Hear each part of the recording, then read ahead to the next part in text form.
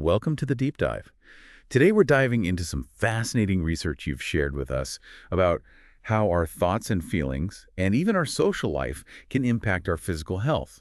It's like we're going beyond that old saying, an apple a day keeps the doctor away, hmm and really exploring the mind-body connection, especially when it comes to stress. Exactly. We're going to be exploring the science of psychoneuroimmunology, which is basically how your psychology, your nervous system, and your immune responses all interact. It's a mouthful. It is a mouthful, but the implications are huge. You sent over a ton of research on this, and it seems like you're particularly interested in how stress affects our immune system and the development of chronic diseases, and even how to manage chronic pain. Absolutely. We'll unpack all of that. Plus, we'll touch on some surprising real-world examples. We'll even dive into innovative approaches to preventing AIDS and the placebo effect, which is way more interesting than you might think. Okay, I'm buckled up. Let's dive in.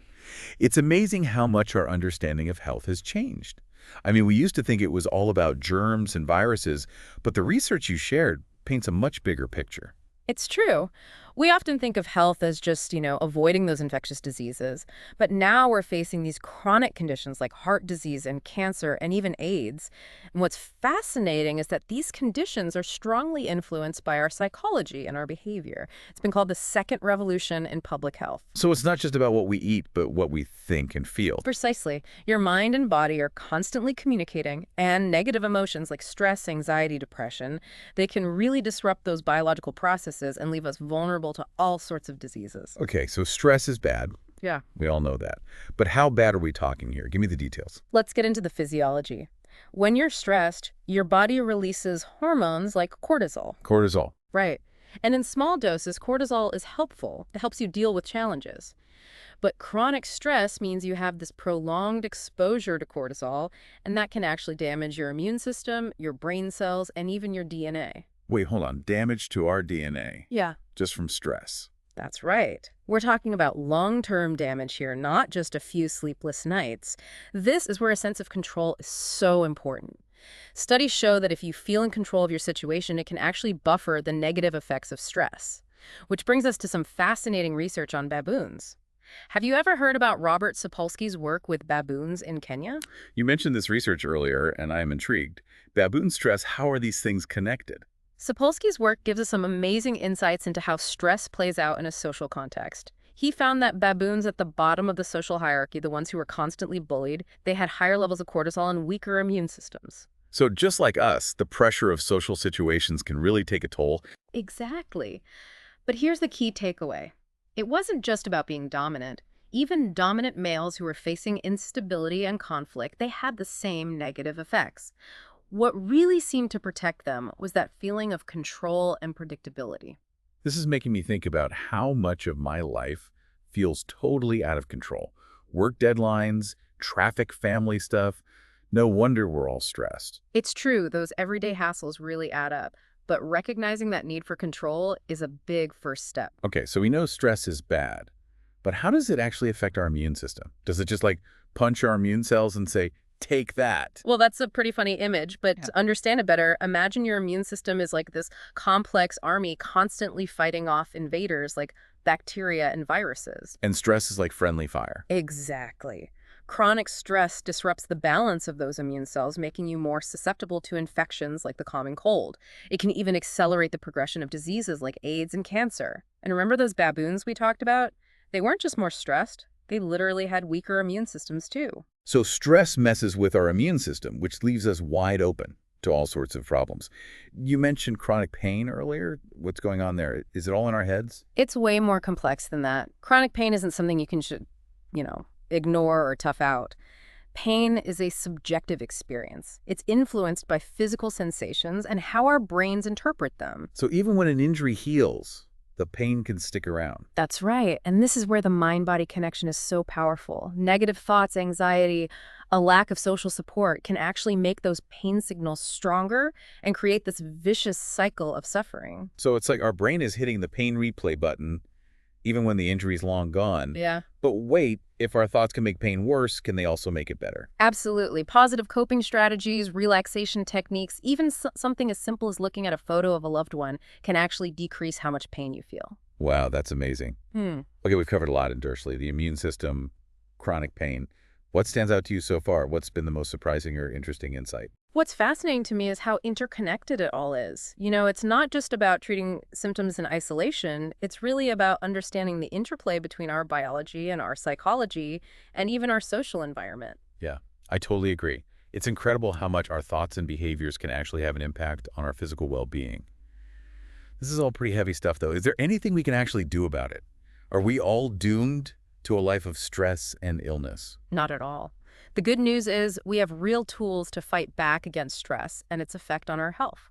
Things like biofeedback relaxation techniques, Mhm. even meditation, can teach you to control your physiological responses and reduce those stress hormones. So we can literally train our brains to be healthier. Sign me up. Exactly. And there are these comprehensive stress management programs that combine these techniques with cognitive therapy to help people reframe those negative thoughts.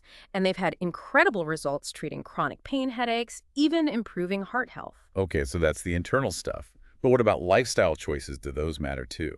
Absolutely. Our behavior plays a huge role. And the good news is we have a lot of control over that. Quitting smoking, eating healthy, exercising regularly, all of those things contribute to a stronger immune system and lower your risk of chronic disease. So it's not just about meditation and positive thinking. It's also about those healthy choices we make each and every day. It sounds like a really holistic approach is important. You got it. And speaking of healthy choices, you shared some research about a successful behavior change program during the AIDS epidemic. Can you tell me more about that? Yeah, this is a great example of how powerful behavior change can be. In San Francisco, they had targeted programs that focused on education and social support, and it led to a dramatic decrease in high-risk sexual behaviors among gay men. It just proves that even when facing a devastating disease, we can empower people to protect their health. It's really a story of hope and resilience. I totally agree. Okay, before we wrap up, let's talk about the elephant in the room, the placebo effect. Is it all just mind games, or is there something more to it? The placebo effect is really the mind-body connection in action. Brain imaging studies have actually shown that placebos can trigger your brain to release endorphins, which are our natural painkillers. So our brains are basically tricking our bodies into feeling better. In a way, yes. Just believing that a treatment will work can actually cause real physiological changes that reduce pain and improve symptoms.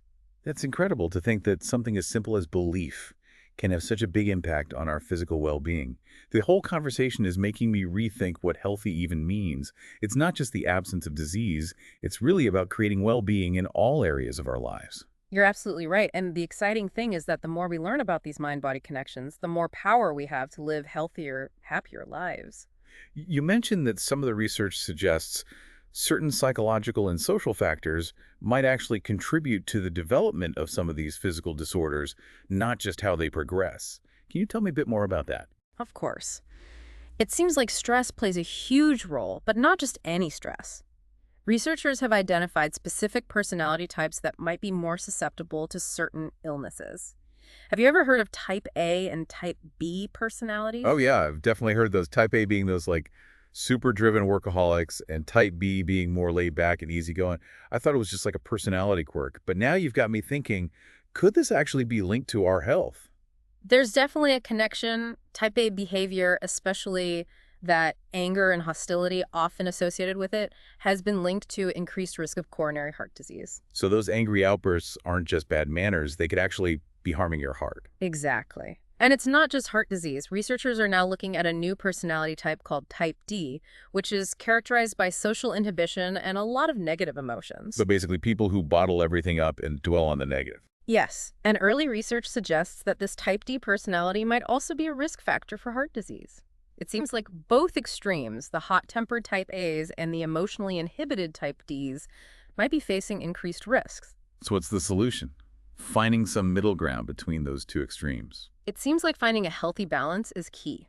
Learning to express your emotions in a healthy way and cultivating positive emotions like optimism and resilience is important. There's another piece to this puzzle too, a concept called reserve capacity. Reserve capacity. That sounds intriguing. Tell me more. Think of it as your ability to bounce back from challenges and cope with stress effectively. It combines tangible resources like financial stability and social support, but also those internal resources like coping skills and a positive outlook. So the more reserve capacity you have, the better you are at handling whatever life throws your way. Exactly. Research suggests that building up your reserve capacity can actually protect you from the negative effects of stress and even reduce your risk of developing chronic illnesses. This is making me think about those baboons again. Maybe the dominant males had more reserve capacity because they had better resources and more social support, and the ones at the bottom were constantly drained with no reserves left. That's a great connection. It really highlights how important it is to address those social factors like poverty and inequality.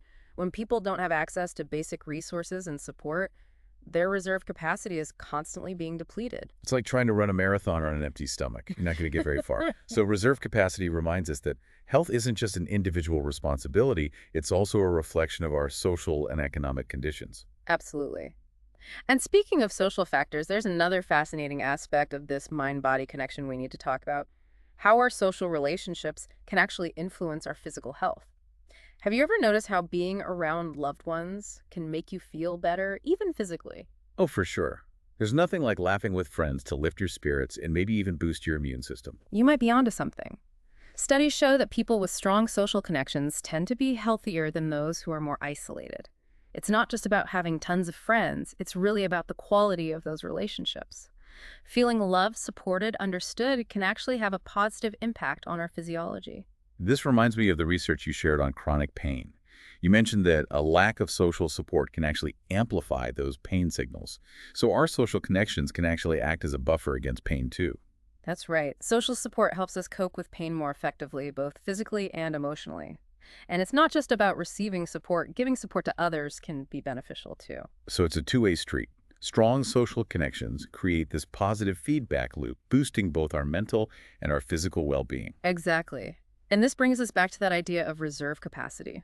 Social relationships are one of the most important resources we have for building resilience and coping with challenges. It's like having a whole team of cheerleaders on the sidelines rooting for you and helping you stay in the game. I love that analogy. So taking care of our relationships is just as important as eating healthy and exercising when it comes to protecting our health. Absolutely. Nurturing your social connections is truly an investment in your well-being.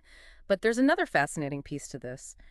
Social influence can actually be used to promote healthy behaviors on a larger scale. Okay, I'm all ears. Give me some examples. Let's talk about smoking. Remember that study on smoking cessation in China that you sent over? The one where they involved the smokers' children? Oh, yes, that was a brilliant intervention. They basically turned the kids into little anti-smoking ambassadors. Exactly. They tapped into the power of family relationships to influence behavior change, and it worked. The fathers in that intervention group quit smoking at a much higher rate than the control group. It reminds us that our social networks can be these incredibly powerful tools for change for individuals and for entire communities. But before we get too carried away with the power of positive thinking and social support, are there ever times when denial can actually be a helpful coping mechanism? That's a great question, and it's definitely a bit controversial. We've all heard those stories about people who seem to defy the odds, fighting serious illness with a positive attitude and this determination to survive. Could denial be part of their secret? I'm curious to hear your take on this. Mm. On one hand, acknowledging how serious a situation is seems so crucial for getting treatment and making healthy choices. But on the other hand, there's something to be said for maintaining hope and a positive outlook. You've hit the nail on the head. It's a delicate balance. In the short term, denial can be helpful to cope with the initial shock of a diagnosis or a traumatic event. It gives you time to process the information and gather your emotional resources.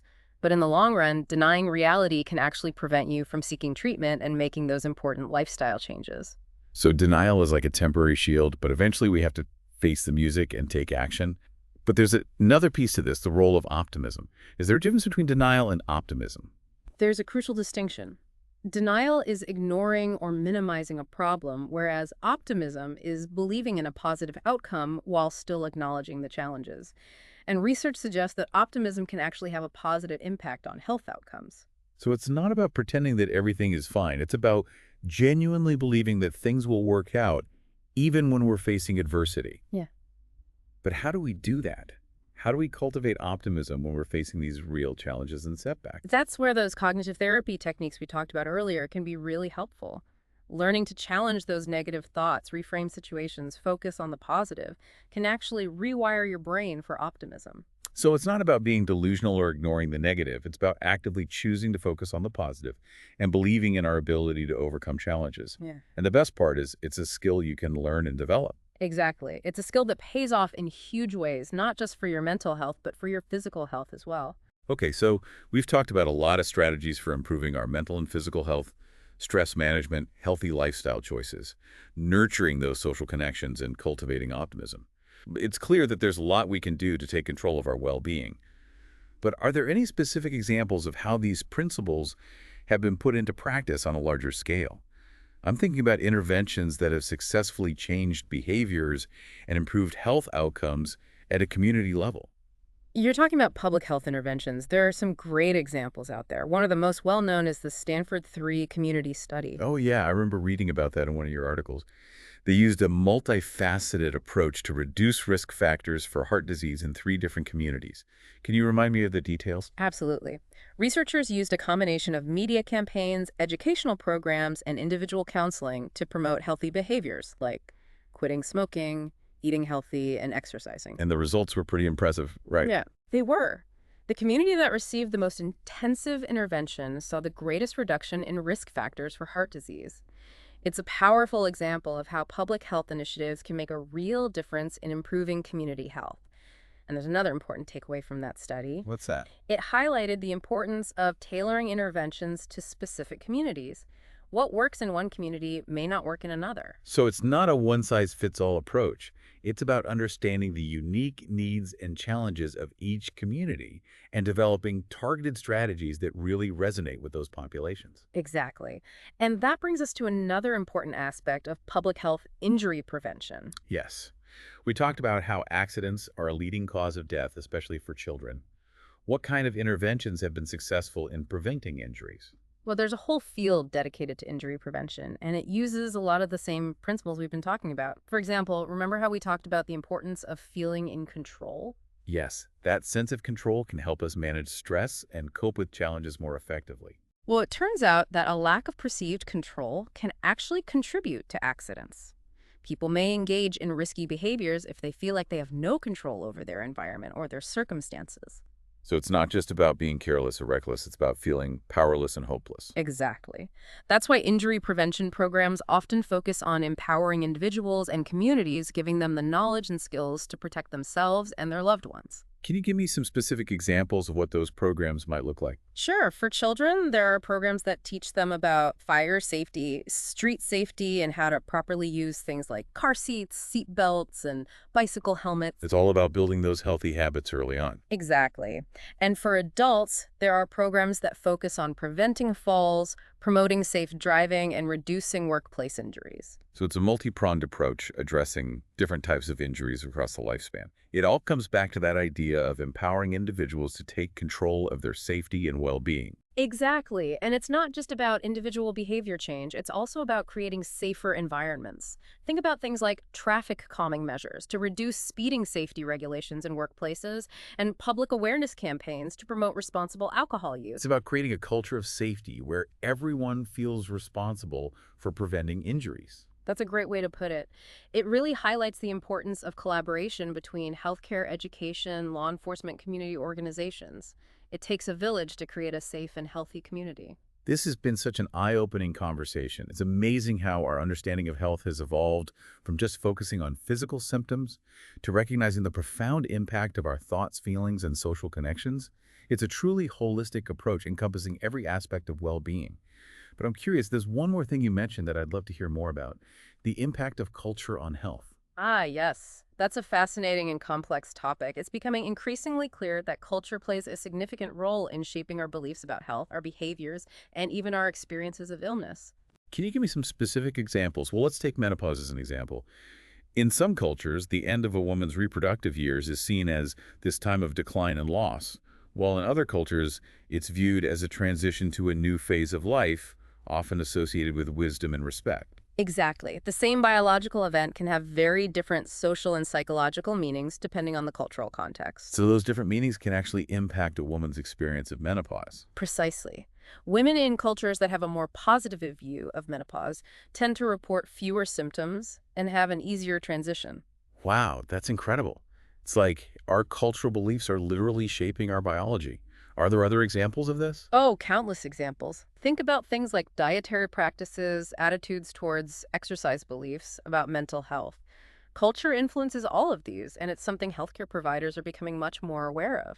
It really drives home the point that there's no one-size-fits-all approach to health and wellness. What works for one person or one culture may not work for another. Absolutely, and that's why it's so important to approach healthcare with cultural humility. Recognizing the diverse ways that people experience health and illness is key. So it's about meeting people where they are, understanding their beliefs and values, and working together to develop interventions that are both effective and culturally sensitive. That's exactly right. And that leads us to one of the most exciting frontiers in healthcare today, the integration of cultural perspectives and traditional healing practices into mainstream medicine. I'm so fascinated by this idea. Can you give me some examples of what that might look like? Sure. In some communities, there's a growing interest in using traditional healing practices alongside conventional healthcare. Things like acupuncture, herbal medicine, mindfulness techniques are being incorporated into treatment plans. It sounds like it's about blending the best of both worlds, recognizing the value of traditional wisdom along with those modern scientific advancements. You said it. And it's not just about incorporating specific practices, it's about adopting a more holistic approach to healthcare that recognizes the interconnectedness of mind, body, and spirit. Treating the whole person, not just their symptoms, and honoring all the diverse ways that people understand and experience health and healing. You've summed it up perfectly. This has been such a rich and thought-provoking conversation. We've explored so many fascinating aspects of this mind-body connection, from the science of stress to the power of social connections to the role of culture in shaping our health experiences. I feel like I have a whole new understanding of what it means to be healthy, and I'm so inspired to take charge of my well-being. I'm so glad to hear that. And remember, this is just the beginning of your journey. The more we learn about this incredible connection between our minds and bodies, the more empowered we become to live healthier, happier, and more fulfilling lives. Before we wrap up completely, there's one more fascinating concept from your research I'd love to explore: the interplay between acute and chronic pain. I'm particularly intrigued by the idea that how we respond to acute pain can actually influence whether it turns into chronic pain. That's a great point. And it's definitely an area where psychological factors play a huge role. Remember when we talked about the gate control theory of pain? Yes, it's that idea that our brains can actually modulate those pain signals, either making them stronger or weaker. Well, how we think about and respond to acute pain can actually influence how our brain processes those signals. If we catastrophize about pain, focusing on the worst case scenario and fearing that it will never end, we can actually make it worse. So our negative thoughts are basically a self-fulfilling prophecy, turning temporary pain into a long-term problem. Exactly. But here's the good news. We can use our minds to manage pain more effectively. By using positive coping strategies, focusing on our ability to cope, and seeking social support, we can actually help our brains dampen those pain signals and prevent acute pain from becoming chronic. So it's about reframing how we see pain, seeing it as a temporary challenge to overcome rather than a permanent threat. That's a great way to put it. It highlights the importance of early intervention for acute pain. By managing pain effectively from the start, you can keep it from taking hold and turning into a chronic issue. This is such valuable information. It's really empowering to know that we can influence our experience of pain even at a neurological level. Absolutely. And it speaks to the incredible plasticity of our brains, our ability to learn and adapt throughout our lives. Okay, I think we've reached the end of our deep dive. We've explored so many fascinating and interconnected aspects of this mind-body connection, from the science of stress to the power of social connections to the role of culture in shaping our health. I feel like I have a whole new understanding of what it truly means to be healthy. It's been a pleasure sharing this journey with you. Remember, this is just the tip of the iceberg. The more we learn about the intricate dance between our minds and bodies, the more we can empower ourselves to live healthier, happier, and more meaningful lives. And I'm excited to keep exploring. But for now, we'll leave our listeners with one final provocative thought to ponder. If we can train our brains to feel less pain, what other hidden abilities might we unlock? What if we could tap into the power of our minds to heal ourselves in ways we never thought possible? That's a fantastic question to end on. The mind-body connection is a vast and uncharted territory full of mysteries and endless possibilities. As we continue to explore this fascinating frontier, who knows what incredible discoveries await us? Thank you for joining us on this deep dive into the world of mind-body health. We've covered a lot today, but I hope you're walking away with a new appreciation for the incredible power of your own mind and the profound impact it has on your physical well-being. It was my pleasure. Remember, knowledge is power. The more we understand about this complex relationship between our minds and bodies, the more empowered we become to live healthier, happier, and more fulfilling lives. Until next time, keep diving deep.